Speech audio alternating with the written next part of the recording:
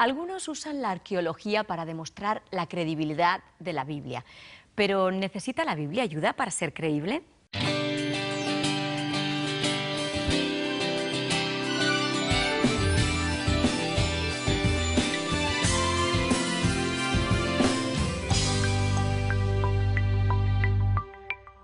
Amigas y amigos, muy bienvenidos a Buenas Noticias TV.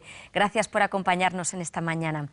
Comenzamos hoy una nueva serie que nos va a llevar a conocer mejor la aportación de la arqueología al conocimiento de la palabra de Dios. Desde hace muchos años, los hallazgos arqueológicos nos están ayudando a comprender mejor la Biblia. A lo largo de esta serie vamos a conocer algunos de ellos. Y para tratar este asunto tenemos con nosotros al ingeniero y entendido y apasionado en arqueología, Francisco Bernal. Bienvenido. Pues muy bienvenido, Francisco, y gracias por ayudarnos a introducirnos en este mundo tan interesante de la arqueología y la Biblia. Creo que sería bueno, para empezar, que hablásemos acerca del propósito de la arqueología. ¿Cuál es? Pues en general la arqueología como ciencia se ocupa de recuperar la historia de los pueblos antiguos, utilizando para ello los restos materiales que se han podido encontrar. La arqueología ha pasado por diferentes fases, pero generalmente podemos decir que ha pasado desde aquella en la que el excavador iba para conseguir poco más que piezas para las estanterías de los museos o de coleccionistas, a la actual en la cual trata ya de ver la vida en su contexto de los antiguos pueblos. Para ello se fija no solamente en los monumentos o en piezas arqueológicas, sino en todas las capas sociales, en todos los elementos sociales que conforman la vida de un pueblo. Y que ahora está la arqueología interpretando también esos elementos que descubren, ¿no? Y también, Paco, la que muchos denominan como arqueología bíblica ha cambiado. ¿De qué fases podemos hablar en arqueología bíblica? Efectivamente, la arqueología bíblica, intentando recuperar restos materiales que ayuden a interpretar el texto bíblico, ha pasado por diferentes fases, pero en general se puede decir que ha pasado de aquella también en la que el excavador iba con la piqueta en la mano y la Biblia en la otra, en la que interpretaba lo hallado a través del texto bíblico de una forma sesgada. Ha pasado a un análisis mucho más científico, aunque utilizando el texto bíblico, pero de una forma ponderada y auxiliándose de todos los medios científicos que hay actualmente. Por eso hay hoy día muchos especialistas les gustan más cambiar el nombre, en vez de decir arqueología bíblica, mejor para ellos mejor como decir arqueología de las tierras bíblicas o arqueología sirio-palestina. Y nos preguntábamos al principio hasta qué punto necesita la Biblia de estos hallazgos arqueológicos. Bien, bueno, desde mi punto de vista, la Biblia es un libro que refleja la teología de un pueblo. Por tanto, no es un libro de historia, es un libro histórico. Y por tanto, la visión que tiene el escritor bíblico es transmitir un mensaje que podríamos decir que es la revelación de Dios al pueblo de Israel a través del tiempo. Esto no quiere decir que la contextualización que hacen los escritores no sea la correcta, pero el enfoque está determinado por esta idea. Todo esto ha sido una pequeña introducción al tema, ¿no? Pero seguro que hay multitud de señales, de evidencias, de hallazgos arqueológicos que están ahí, que nos ayudan a entender mejor la palabra de Dios. ¿Cuáles destacarías tú? Bueno, ahí, como bien has dicho, hay muchísimos y conforme ha ido pasando el tiempo y los trabajos arqueológicos, han salido mucho material, pero, por ejemplo, por decir alguno, diría una estela, por ejemplo, la estela de Dan. Esta estela se dice Dan porque se descubrió en la ciudad de Dan, al norte de Galilea, y es una estela escrita en arameo y presenta un testimonio epigráfico de primera magnitud. Resulta que el rey Jafael de Damasco, aproximadamente a mitad del siglo IX a.C., venció en un enfrentamiento con dos reyes conocidos en la Biblia. Uno es el rey Jorán de Israel y otro el rey Ocosías de Judá. Y en ese enfrentamiento él se enorgullece, describiéndolo en la estela, de que lo había vencido y le había dado muerte. Este testimonio coincide exactamente con el texto bíblico que aparece en el libro de Reyes. En el libro de Reyes aparece este enfrentamiento de estos dos reyes con Jafael, y en este caso el autor material de la muerte, la Biblia lo especifica que fue el general Jehú, que aprovechando que fue herido en la batalla el rey Jorán, él dio un golpe de estado.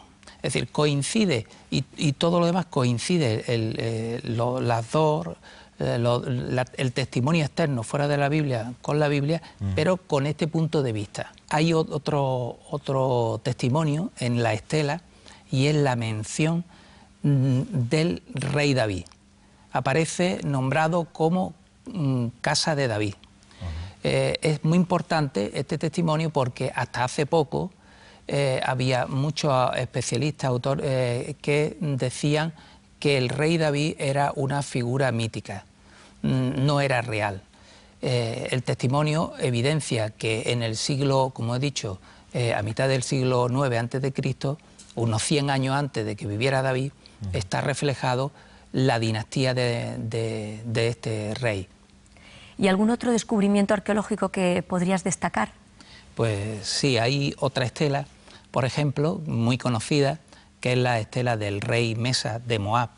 En esta estela aparece, como digo, aparece el reino de Moab, aparece el rey Mesa, aparece también el reino de Israel, su rey Onri, y aparecen ciudades que están en el texto bíblico.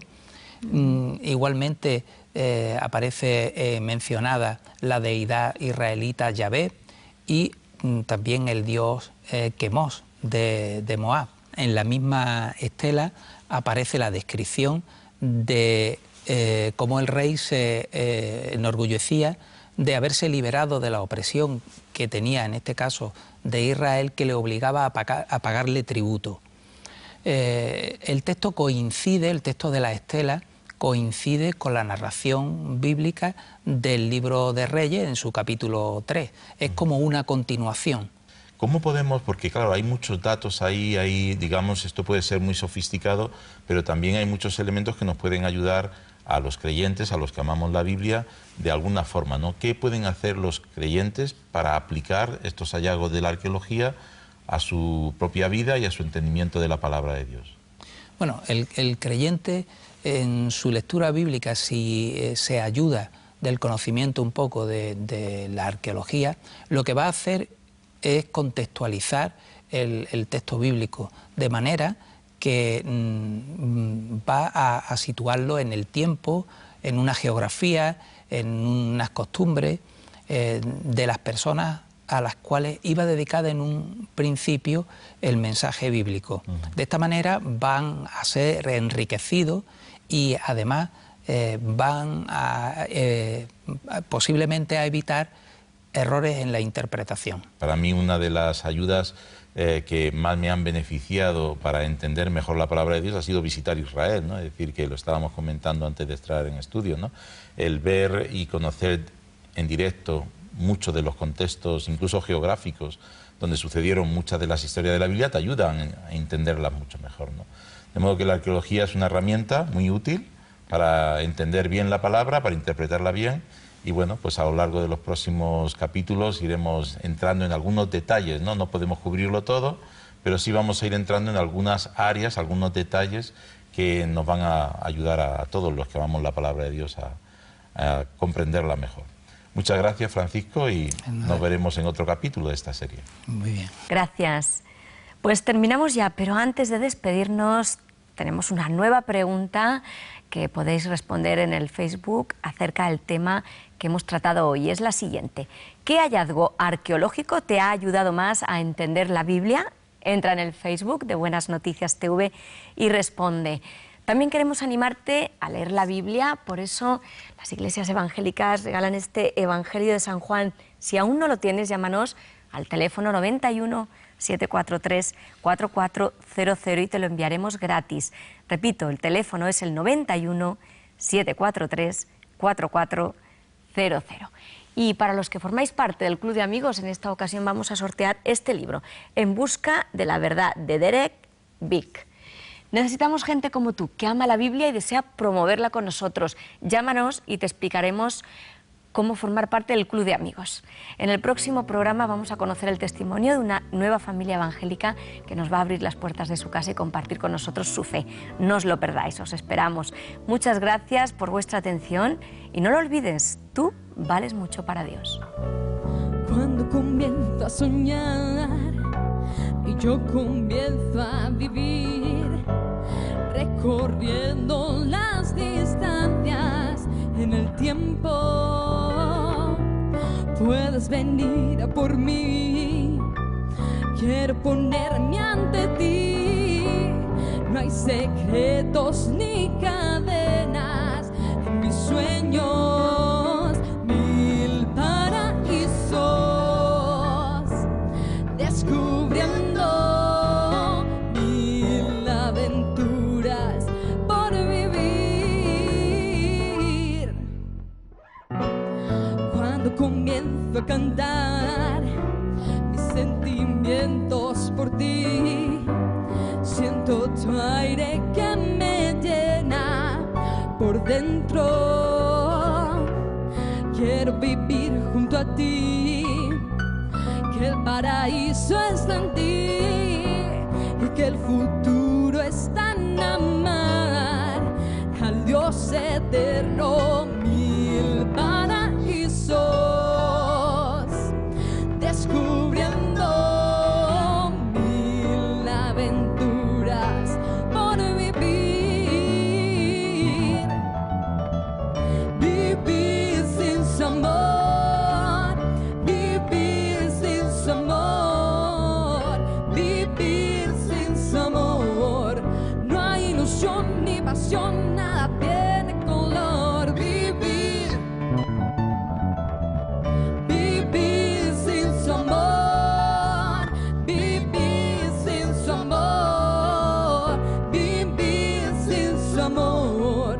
No hay ilusión ni pasión, nada tiene color. Vivir.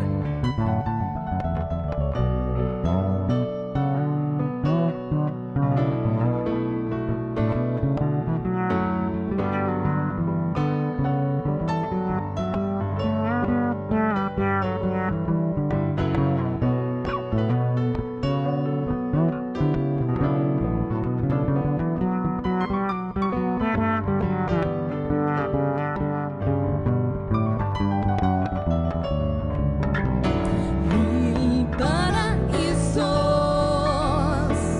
descubriendo, mil aventuras por vivir.